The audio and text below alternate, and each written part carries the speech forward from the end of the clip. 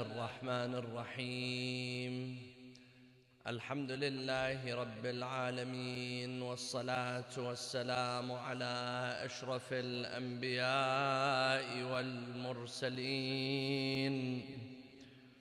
حبيب إله العالمين أبي القاسم المصطفى محمد. صل على محمد وعلى أهل بيته الطيبين الطاهرين الذين أذهب الله عنهم الرجس وطهرهم تطهيرا. صلى الله عليك يا رسول الله، صلى الله عليك وعلى أهل بيتك المظلومين.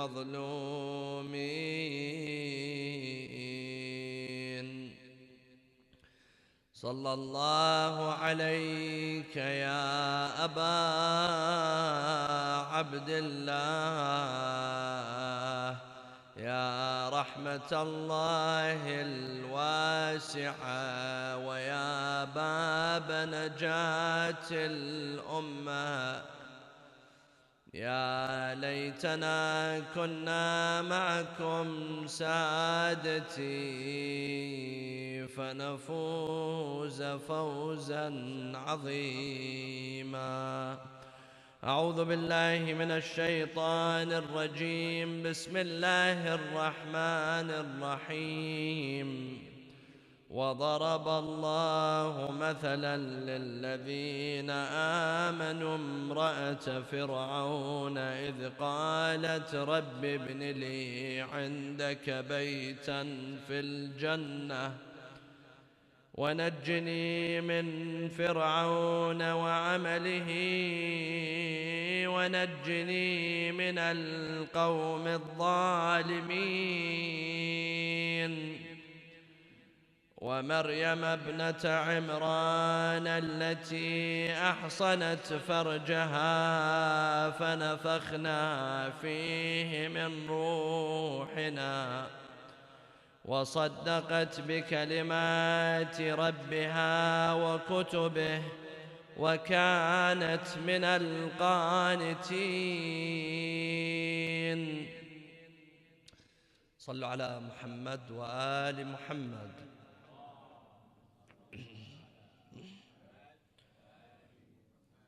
During those few nights of Muharram, the first few nights, we discussed one main theme, and that is the difference between Islam and Muslims, and the difference between Islam as a religion and Muslims as individuals who practice a culture.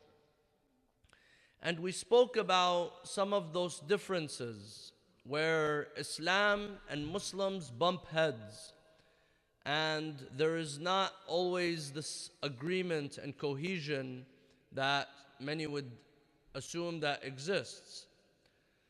One of those major roles that there continues to be a difference in until today, and there was a difference during the time of the Prophet and before the religion of Islam, is the role of women. The role of women in the community, the role of the female in society. You see that societies and cultures and communities try to limit the role of the female. And this is something that goes on even in the most advanced societies, even in a democratic society, a society that speaks in the name of freedom of speech and giving women and men their rights. You see that there is still oppression. There's still this inequality that goes on, economic inequality, social inequality, many types of inequality that take place, even in the most advanced societies. Right now in the United States, Every few days, you have a lady saying something about the president talking back, and there's this chaos that's going on, and it shows that there is no equality. This is how societies are. Societies, the powerful, in certain communities, the powerful ones, those who have power, they come and they try to oppress the power of the weak. This is nature of human beings. And this is why religion is necessary, because religion, it comes to create a leveling field. Islam came 14 centuries ago in a society, in a community that was oppressing the female. In a society, a community that was neglecting the female, that did not acknowledge her, that did not give her her rights. And of course, it's not only the Arabs at that time, the pre-Islamic Arabia. You go and you look in China, in India, and all over the world. In the Roman Empire, women were neglected, women were oppressed, they didn't have rights, they didn't have right to ownership, they didn't have anything. But religions come to empower people. And specifically the religion of Islam, it came to empower the female. Allah subhanahu wa ta'ala clearly states, "Inna khalaqna," we created you from dhakarin wa untha, from male and female, and we created you in nations and tribes so that you get to know one another. Allah subhanahu wa ta'ala does not say that the male is prioritized, that the male is better than the female. No, Allah subhanahu wa ta'ala speaks with the language of equality. Men and women are equal to one another. However, just saying something theoretically, saying something is one thing, and putting it into action is something very different. It's very easy for me to come and sit here and say men and women are equal, but then I don't treat women equally. It's, actions speak a lot louder than words. And here is why we are in need of Rasulullah and the Ahlul Bayt alayhim salam. Because Rasulullah and the Ahlul Bayt, they were not individuals who just spoke theoretically. Yes, a lot of things look good on paper. A lot of things sound good when they are just mentioned. The Ahlul Bayt alayhim salam, the family of the Prophet, and Rasulullah himself, they were role models. لَقَدْ كَانَ لَكُمْ فِي رَسُولِ اللَّهِ أُسْوَةٌ حَسَنَةٌ. In Rasulullah, you have the best role model. Rasulullah was a role model. He wasn't just a person who came and spoke. Today you have leaders, political leaders, individuals, they come and they say something. They say, yes, we call for equality, we call for respect, but then you see that the president himself, he's the one who's oppressing and abusing. So saying something is one thing, and putting it into action is something else. If you want to see words and action, you go to the Ahlul Bayt alayhim salam. With regards to giving human rights, with regards to women's rights, with regards to representing the religion of Islam, it's the Ahlul Bayt, it's the family of Rasulullah. This is why we always go back to the Ahlul Bayt. Some people, they come and they say, you have an obsession with the family of the Prophet. No. Find me someone that was as pure as the family of the Prophet. Find me one of the companions that didn't have errors.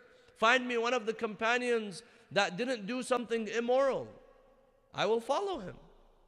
But the problem is, no one that came, that stood in front of the Ahlul Bayt and assumed power was as pure as the Ahlul Bayt alayhim salam. They were the most pure.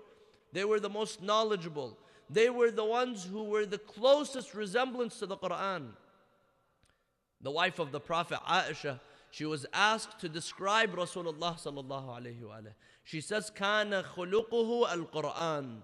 His morals were the morals of the Quran. This is a man that does not contradict the Quran through his actions. This is a man that does not contradict the Quran through his life. His whole life, he was following the orders of Allah subhanahu wa ta'ala. And it's very difficult to find a leader to do such a thing. Because theoretically, you could say something that might sound very good, but once it comes to action, not many people are willing to take action. Why are we remembering Imam al-Hussein alayhi salam? We gathered for 10 nights to cry for Imam al-Hussein and remember Imam al-Hussein. Because we want to learn from Imam al-Hussein alayhi salam. Imam al-Hussein was not just a man who said, yes, we have to stand against oppression. Because it sounds very nice for everyone to say, yes, I want to stand against oppression. Hayhat minna dhilla. I shall never surrender. I shall never stand with oppression and with the oppressor. But in our life, perhaps many times we do stand with the oppressor and we don't even realize it. Perhaps someone who cries for Imam al-Hussein and he cries for Zainab, but in his home he's a Yazid in his home. In his home he acts as a tyrant. Or someone, she comes and she wants to cry for Zainab and remember Zainab, but when she goes home she's very far from the akhlaq of Zainab. She's very far from the akhlaq of Fatima al-Zahra and the Ahl al-Bayt.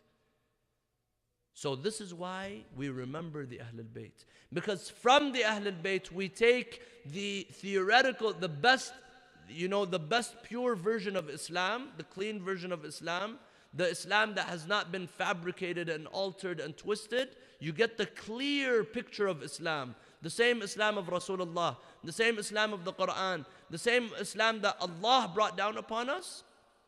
And in the Ahl al-Bayt you find the best role models. It was Rasulullah who was the first to come out and stand in the battlefield. It was Rasulullah.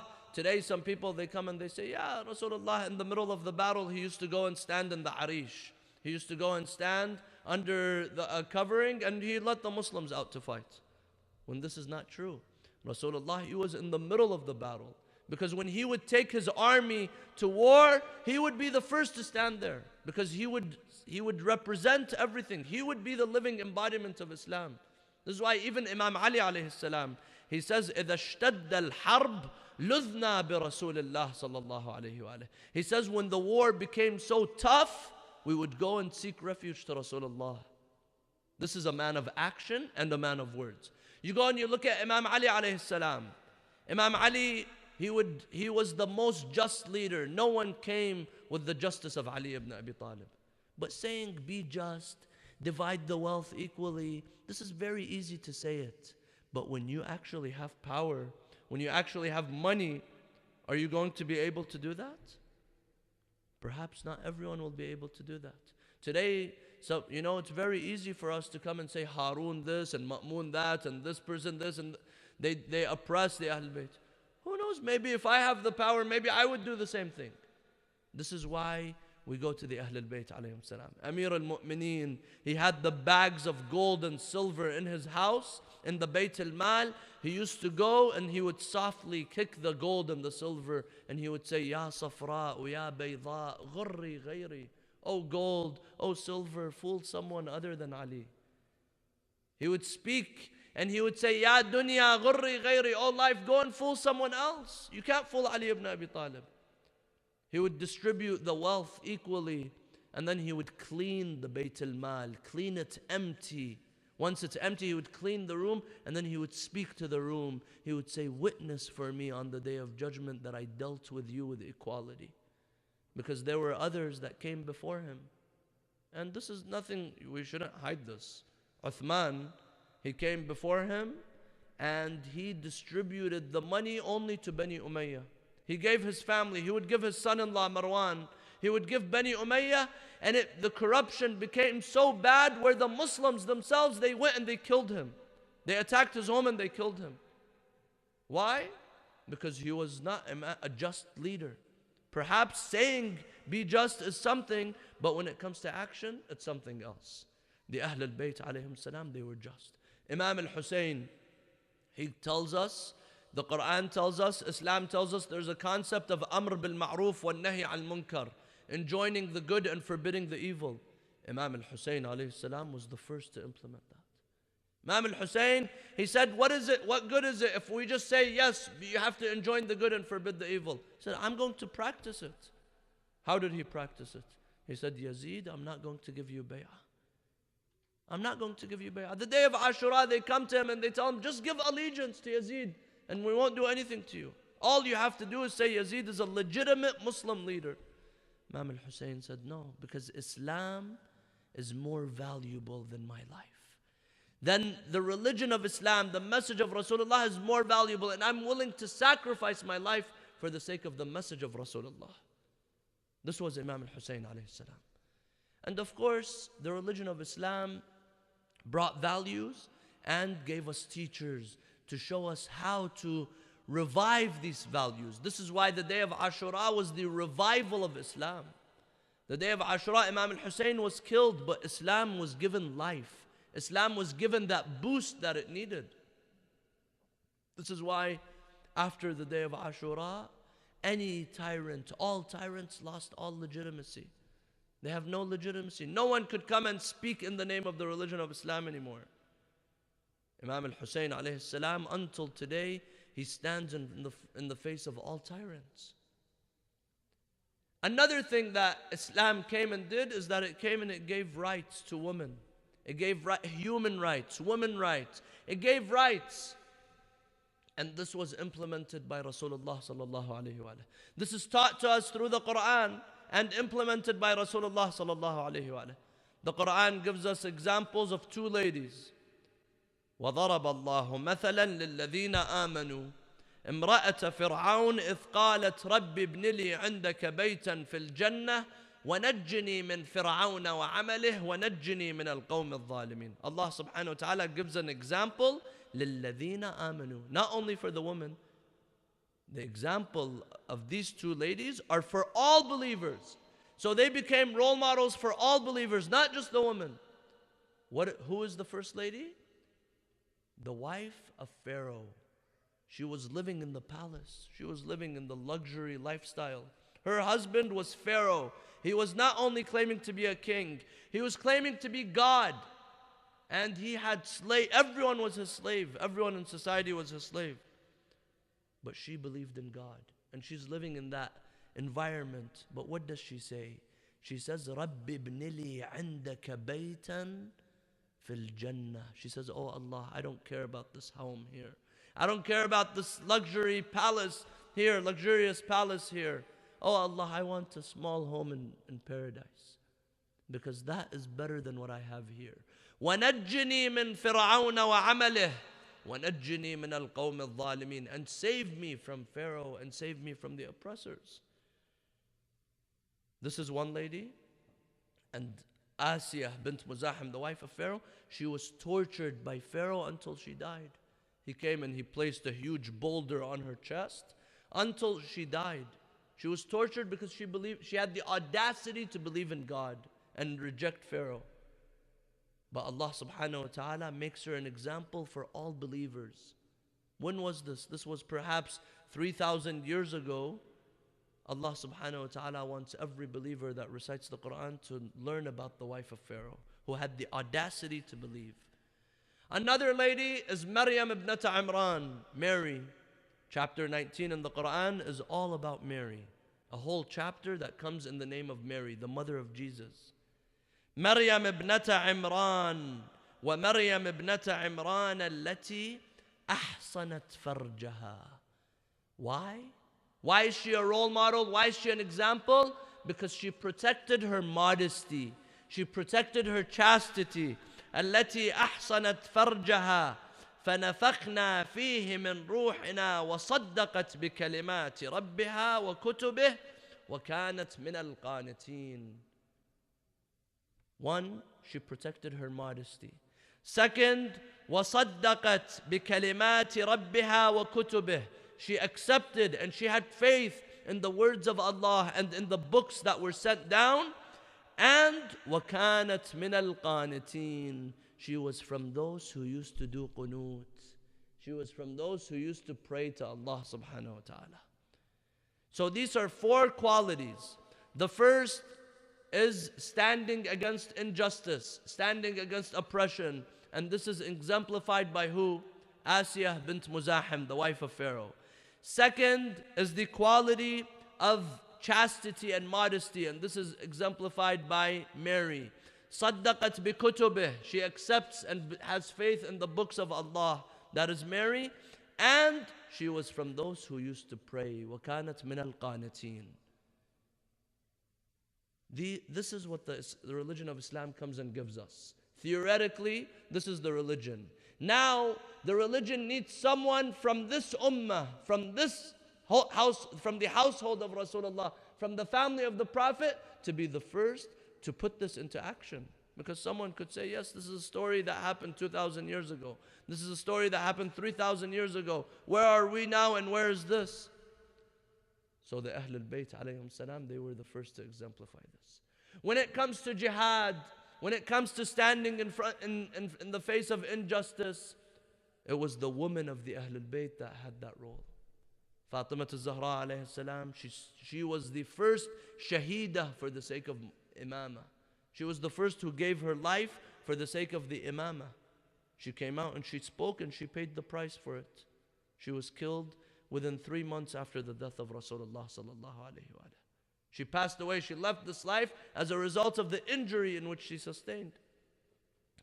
Second, an example of a believer is also the Ahlul Bayt alayhim salam.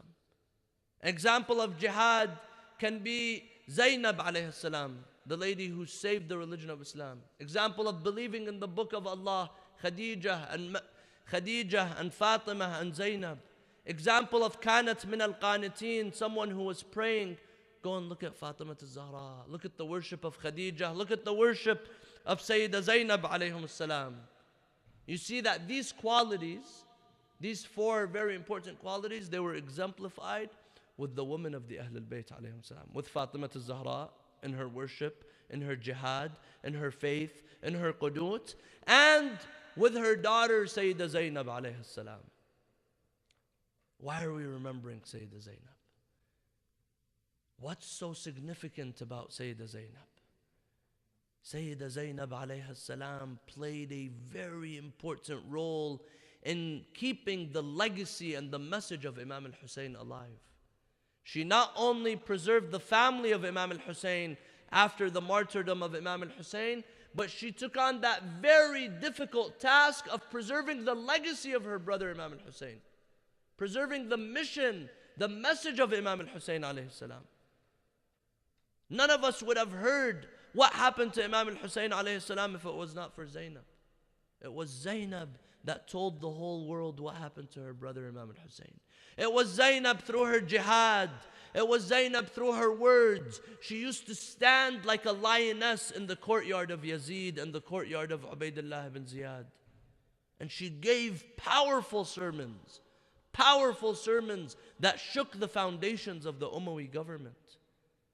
They thought that they could kill Imam al-Hussein and that's it, the message is going to be killed. They said, on the day of Ashura, we're going to do whatever it takes to destroy this ideology, the ideology of Hussein. They killed Imam al-Hussein. That was not enough for them. They said, let's crush his body with the horses. After killing him, this was an order that came from Ubaydullah ibn Ziyad. It tells him in the letter, after you kill Hussein, فَالْتَطَأِ الْخَيْلُ صَدْرَهُ وَظَهْرَهُ. After you kill him, let the horses come and crush his back and his chest. This is why they called 10 horsemen. After killing him, they came with their hooves and they began to stomp on the body of Imam al-Hussein. They killed every single son of Imam al-Hussein except Imam Zain al-Abidin. Allah subhanahu wa ta'ala protected him through a miracle.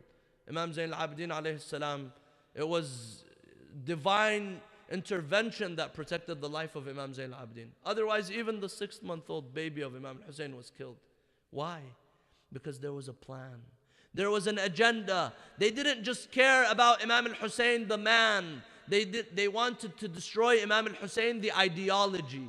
They wanted to destroy Imam al-Hussein, the man of principles, the man of values. They killed Hussein. They didn't know that there was a Zainab. They didn't know that there was Kulthum. They didn't know that there was Sukaynah and Rabab. These were the women that preserved the legacy of Imam al-Hussein alayhi salam. The daughters of Imam al-Hussein and the women in the camp of Imam al-Hussein, their jihad was just as powerful and as significant as the jihad of Imam al-Hussein alayhi salam. Imam al-Hussein, his task came to an end on the day of Ashura. He did all that he could do. He gave his sermons. He gave one sermon after another, until they killed him. Then the role of the female came. And this is the role of Islam. Islam empowering women. Imam al-Hussein, he did not say, no, Zainab and the women, they should just sit at home and they should not do anything and they should have no role. No. Imam al-Hussein, he said, Zainab is the one who's going to carry the legacy after me. This is why when he was leaving Medina, they asked him, why are you going? He says, Sha Allah an yarani qatila. Allah has destined that I become a martyr for the sake of Islam. They tell him, then why are you taking the women and the children with you? He says, Sha Allah an yarahunna sabaya. Allah has destined that Zainab becomes a prisoner of war. Because the only way the religion of Islam will survive is if Imam al-Hussein is killed in Karbala. And the only way that the message of Imam al-Hussein will survive is when Zainab is paraded from city to city. So the whole world sees what's going on. Who's this family? People used to come out in Kufa and Sham, in many cities that they would stop by. They would come out.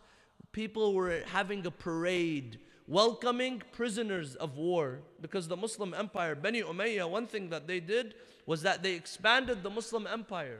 Of course, some people will come and tell you, yes, Bani Umayyah were very good. They built mosques. They expanded the Muslim empire until it reached Spain. But what value of Islam, what kind of value of a mosque and Islam which kills the grandson of the Prophet? This is not quality Islam. Rasulullah, he came with quality Islam. Imam Ali came with quality Islam. This is why during the time of Imam Ali, you see there wasn't any, the Muslim empire wasn't growing. Imam Ali, he didn't send wars and people to have jihad in this area and that area. Imam Ali was trying to build Islam from its roots. And this is the message of Islam. This is the message of Rasulullah, that if you build yourself, you will be able to build others. But if you just want to come and convert others and force Islam down on the lives of others, this is not quality Islam. This is why Spain right now, Spain, is it a Muslim country? No. Because a distorted image of Islam came, and eventually they came and they took it back. So from the Ahlul Bayt, we learn the value of Islam. And this is what Imam al-Hussein teaches us. This is what the Ahlul Bayt teach us. They see the family of Imam al-Hussein being taken from city to city, so people would come out because they're used to having prisoners, usara, being brought to their cities, and some of them they would go and they would buy them as slaves. So they would come and they would say, Ayyul usara antum? Which usara are you from? Which country did you come from? Did you come from the Turk or the Kabul or this areas? They would ask them this. And then the family and the woman, they say, Nahnu usara al-Muhammad. We are the prisoners of al-Muhammad. We are the family of Rasulullah. People would be surprised. And then they say, how could it be that you are the family of Rasulullah and you are taken as captives? And then Zain al-Abidin would give a speech, and Zainab would give a speech, and Kulthum would give a speech. And in every city that the family of Imam al-Hussein were paraded in, by the time they left, the city would be cursing Yazid and Bani Umayyah. When they enter, the whole city is happy. The whole city is, they're having a parade. But the day they leave, people would be cursing Yazid and Bani Umayyah. After they hear the words of Zainab. After they hear what Zainab had to say. And this is how Imam al-Hussein alayhi salam entrusted Zainab with his legacy. Just like Rasulullah entrusted Khadijah with his legacy. Just like Amir al-Mu'mineen entrusted Fatima to go out and give a speech and talk about the imamah. Today, in our communities, do we entrust the women in our communities to have this role? To have this active role? To be propagators of faith? Unfortunately, we see in many communities, no. Women have no role whatsoever. And then if one day they tell her, come give a speech, she has to talk about women's rights. She can't go out of this realm. She has to talk only about women. Is this only what they are capable of doing? Zainab alayhi salam, Fatima al-Zahra, they talked about the Quran, they talked about everything. Now, of course, not everyone could be like them, but we could learn from them. The men and the women could learn from them. And we all have to be propagators of faith. We all have to defend our faith. I can't say, okay, let the men, let the ulama, let these people only defend the faith. Every single one of us has a religious obligation to defend our religion. Zainab alayhi salam, when she came out to speak, she wasn't just speaking because of familial ties, because of her brothers, Imam al-Hussein. Fatima al-Zahra alayhi salam, she didn't just go out in the masjid because her husband is Imam Ali. She came out because her Imam was Imam Ali. Zainab, she came out because her Imam was Imam al-Hussein, and she stood to defend the Imamah. She stood to defend Rasulullah sallallahu alayhi wa alayhi. This is what we learn from the woman of Imam al-Hussein alayhi salam. On the 11th of Muharram, and inshallah once we reach the majlis, I will talk about what happened right after Ashura. But on the 11th of Muharram, the family of Imam al-Hussein, they were rounded up and they were all taken after all of the heads were beheaded from the bodies. They were all taken, they were all placed on caravans and taken to Kufa. They were taken to Kufa, and in Kufa, Zainab, she grew up in the city. Amir al-Mu'mineen used to live in the city. People know who Amir al-Mu'mineen is. So they come and they bring them. And they say that some of the women of Kufa, they realized that this is the family of Rasulullah. So they went and they started bringing aba. They started bringing maqani' and aba for the family of Imam al-Hussein alayhi salam. They came and they started to distribute it to them. The children, they had not eaten. They come and they bring sadaqah. They come and they bring charity to the women and the family of Rasulullah sallallahu alayhi wa alayhi. The children are hungry, but then Zainab tells them, Inna sadaqa alayna haram. Sadaqah is haram upon us. We are the family of Rasulullah. The family of Rasulullah cannot be given sadaqah. And she would take the food out of the mouth of the children and tell them, this is sadaqah. We are the family of Rasulullah. Zainab alayhi salam, she gave 2 sermons in Kufa. One was when they were first entered in the market. In the market, there's sounds, there's noise. They see the family of Imam al-Hussein is brought. قال بشير بن خزيم الأسدي. One of the narrators, he says, I saw ونظرت إلى زينب ابنة علي عليه السلام يومئذ فلم أرى حفرة والله أنطق منها. He says, on that day I didn't see anyone that was more vocal than Zainab. She spoke very well. كأنها تفرغ عن لسان أمير المؤمنين علي ibn Abi Talib. It's as if Ali ibn Abi Talib was speaking. Amir al-Mu'mineen, he's so eloquent. He says when we hear the words of Zainab, it's as if we were reminded of Ali ibn Abi Talib once again. And then, وَقَدْ أَوْمَأَتْ إِلَى النَّاسِ أَنْ اسْكُتُوا. Zainab alayhi salam, she had this power where she didn't need to tell people to be quiet so that she speaks. The narration says, أَوْمَأَتْ إِلَى النَّاسِ أَنْ اسْكُتُوا. She signaled to the people to be quiet. And everyone became quiet with the signal of Zainab. She didn't need to tell them be quiet. فَارْتَدَّتِ الْأَنفَاسِ وَسَكَنَتِ الْأَجْرَاسِ. The breaths became silent, and even the bells, you know, the animals, the cows, they would place bells on them. Even the bells became silent. And then ثُمَّ قَالَتْ الْحَمْدُ لِلَّهِ وَالصَّلَاةُ عَلَىٰ أَبِي مُحَمَّدٍ وَآلِهِ الطَّيِّبِينَ الْأَخْيَارِ. She begins by praising Allah. Do we praise Allah when a catastrophe has fallen upon us? She begins by saying, Alhamdulillah, وَالصَّلَاةُ عَلَىٰ أَبِي مُحَمَّدٍ وَآلِهِ الطَّيِّبِينَ الْأَخْيَارِ. And may the peace and salutations be upon my father, Rasulullah. People were surprised.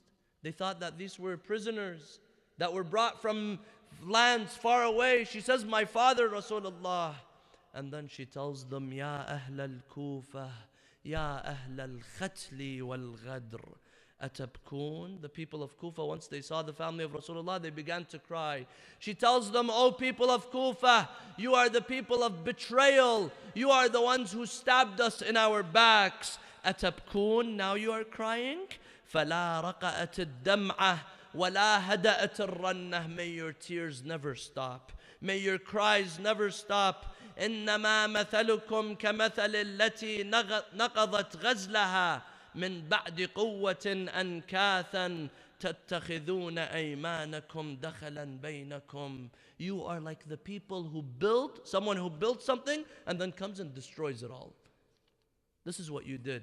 You betrayed my brother Imam al-Hussein. ألا وهل فيكم إلا الصلف والنطف والصدر الشنف وملق الإماء وغمز الأعداء أو كمرعى على دمنة أو كفضة على ملحودة.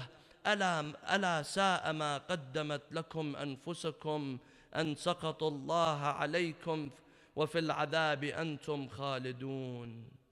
She tells them, now you're crying? What's the value of crying right now?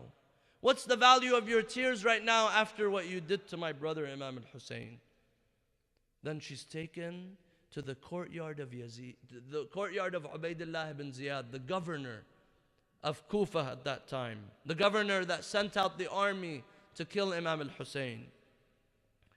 She goes out and she begins to say, Ubaidullah ibn Ziyad, he sees them, he begins to ridicule them. He says, God is the one who gave me power over you, the family of the Prophet. Alhamdulillah alladhi fadahakum wa qatalakum wa akdhaba uhduthakum. He blames it on God. He says, may all praises due to God who made you, the family of the Prophet, look like liars, and He gave us victory over you. فردت عليه بلسان المرأة الواثقة. And she says, she replies, Alhamdulillah alladhi akramana binabiyih وطهرنا من الرجس تطهيرا إنما يفتضح الفاسق ويكذب الفاجر وهو غيرنا. She says, all praise is due to Allah. The fasiq, the one who's far from Allah, the one who's the liar is the one who's going to be humiliated. Don't think right now you have power over us, you have authority, that Allah has favored you. And then Ibn Ziyad, he tells her, كيف رأيتي ما فعل الله بأهل بيتك. What do you say about what God did to your brother? God did this to your brother. He blames it on Allah. God allowed your brother to be killed in this way. And then she says, ما رأيت إلا جميلا. All I saw was beauty.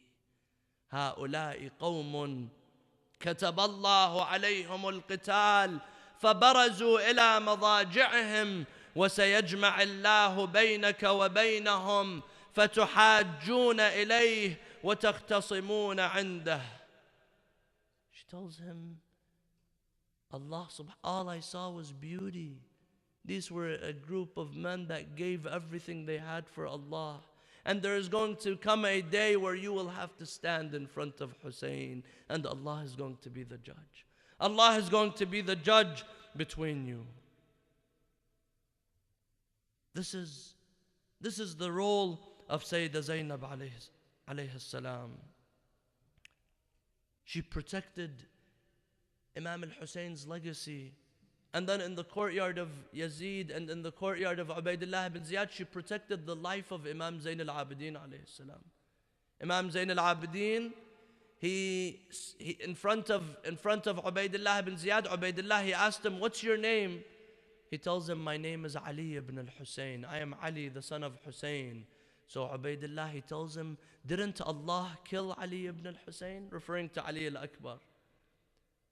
So Imam Zain al-Abidin, he cried. And he said, I had a brother, Ali, but he was killed by the people. Don't say Allah killed my brother. And then Ubaidullah ibn Ziyad, he tells him, you have the audacity to reply to me and talk to me in this way? Kill him right now. Zainab, she goes and she places herself between Ali ibn al-Hussein, Imam Zain al-Abidin, and Ubaidullah ibn Ziyad. And she tells him, oh Ubaidullah, haven't you had enough of our blood? How much of our family do you want to kill? If you're going to kill him, then kill me before him. So he felt embarrassed. She saves the life of Imam Zain al-Abidin alayhi salam. She saves the legacy of Imam al-Hussein. And she speaks like Amir al-Mu'mineen.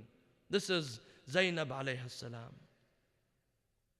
Then she's taken to the courtyard of Yazid. And this whole time she's protecting the women and the children of Imam al-Hussein alayhi salam.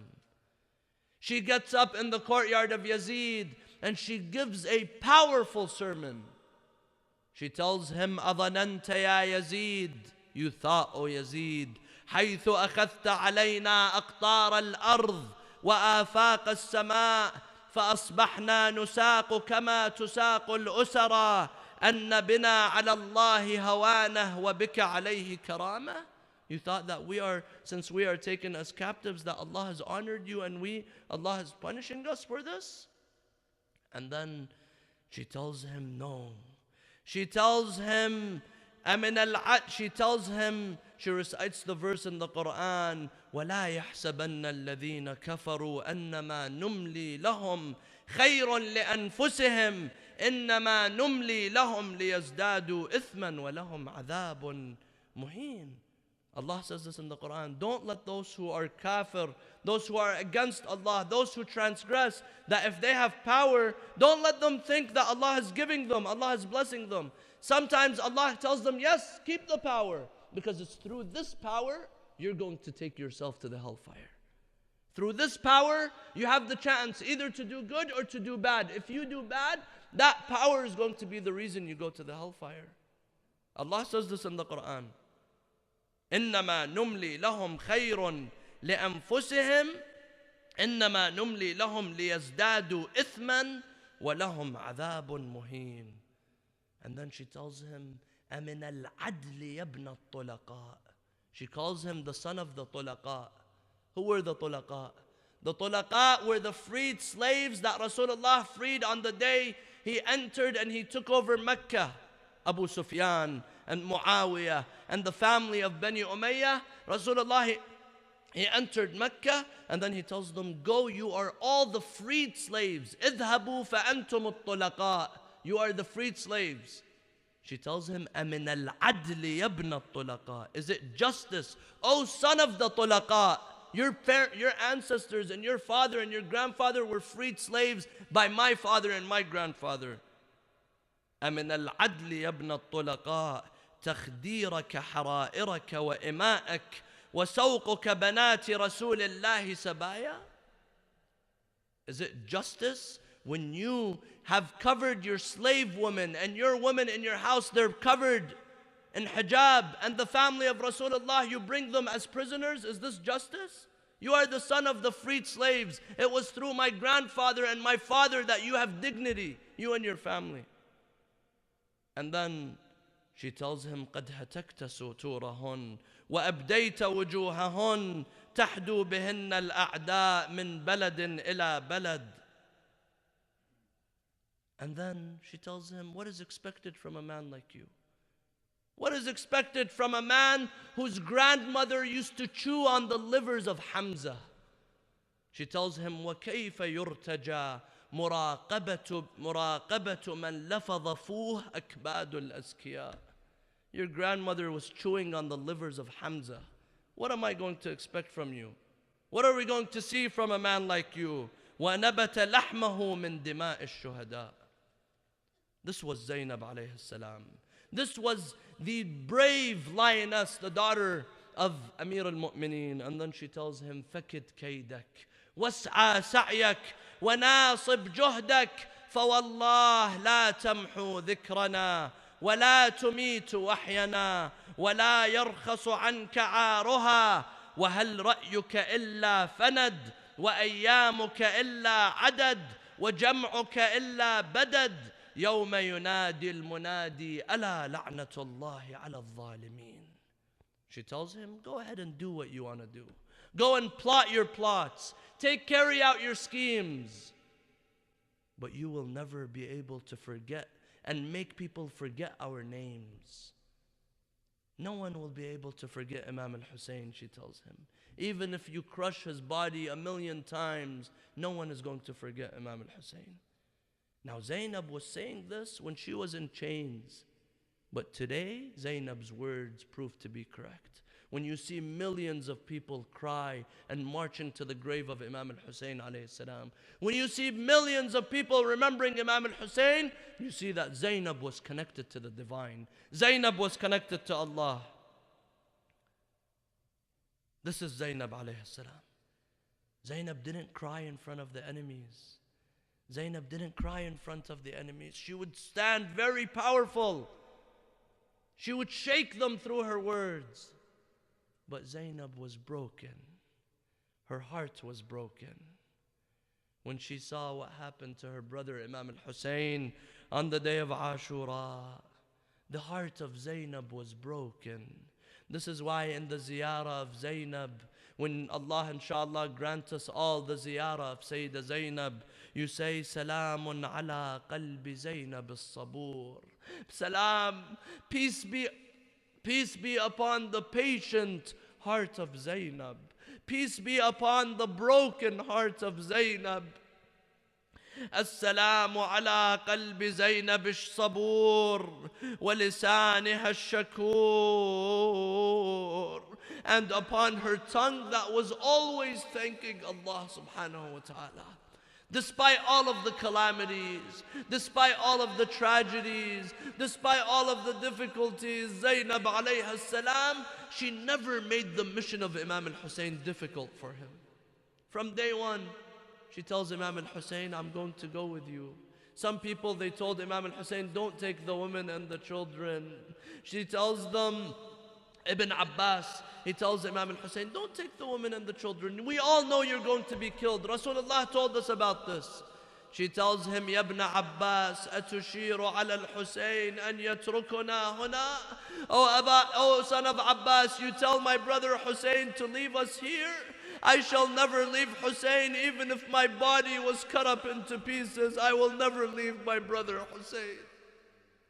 But you know, my dear brothers and sisters, there was a day that Zainab had to leave Imam al-Hussein alayhi salam. That was on the day of Ashura, after Imam al-Hussein was killed. That was the day Zainab was separated from Imam al-Hussein. After Imam al-Hussein was killed, it was Zainab that took on the task of protecting the women and the children of Imam al-Hussein. She gathered all of the women in a tent that was burned, half burned. She gathered them. She kept counting the heads. She wants to make sure she has all of the kids with her, all of the women, all of the children with her. She sees that there is a lady missing. Which lady is missing? They tell her Rabab is missing. The mother of Ali al-Asghar, the mother of Abdullah al-Radi' is missing. So she says, where's Rabab? It's nighttime. This was the day of Ashura at night after Imam al-Hussein was killed. A day like yesterday at night.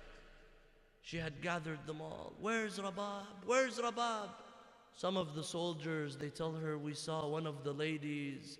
She went towards the camp, she went towards the bodies where the bodies are all gathered. So they went, she walks with Kulthum. She sees Rabab sitting next to the body of Imam al-Hussein alayhi salam. They tell her, oh Rabab, what are you doing in the middle of the night? What are you doing in the darkness? Rabab tells them, my son Ali al-Asghar was taken from me. He was hungry. I didn't have a drop of milk to give him. Now that they have given us water, I feel that my milk has come back. So I want to come and feed my baby, Abdullah. I want to feed my baby, Ali al-Asghar, Abdullah al-Radi'. This was one day. The next day, on the 11th day, a day like today, the family of Imam al-Hussein alayhum salam, they were rounded up and ready to be taken. Ready to be taken as captives. So Sayyidah Zainab alayha salam, she took on the task of helping all of the women and all of the children get on the camels. After she helped everyone get on the camel, then it was just her and Kulthum that were left. Kulthum tells her, oh Zainab, if you help me, who's going to help you? At that moment, Zainab, with a broken heart, she turned towards the Farad, towards Abu al-Fadl al-Abbas alayhi salam. She tells him, oh Abbas, it was you who was always helping us. It was you who helped me ride on the caravan adhan when we left Medina, when we left Mecca. Where are you, O Abbas, right now, to help me, to support me, to be there for me? Before the women and the children were taken, Sayyida Zainab alayha salam, she went to the body of Imam al-Hussein, to the disfigured body of Imam al-Hussein alayhi salam. She went and she sat next to the body of Imam al-Hussein. She placed her hands under the body of Aba Abdullah. She raised the body that was mutilated. She raised the body and she said, Allahumma taqabbal minna hadha al-qurban. Oh Allah, accept the sacrifice of Al-Muhammad. As she was there, some of the wicked men, they came, they began to hit her with the lashes and the whips. Zainab alayha salam, she began to call out, Wa Muhammadah, Wa Jaddah, Wa Muhammadah, صلت عليك مليك السماء هذا حسينك بالعراء مقطع الأعضاء وبناتك سبايا وإلى الله المشتكى وإلى محمد المصطفى وإلى علي المرتضى وإلى فاطمة الزهراء. As she was next to the body of Imam al-Hussein, they began to hit her. She began to call out her brother, وَدَّعْتَكَ اللَّهَ يَا عيوني يردون عنك ياخذوني زجر وخولل يباروني جرت المدامع يوم شمر شمراء عن ساعديه ومتن زينب الثراء صرخت ونادت والفؤاد تفطرا أنعم جوابا يا حسين أما ترى شمر الخنا بالسيف ألم أضلعي فأجابها من فوق شائقة القناة قضي القضاء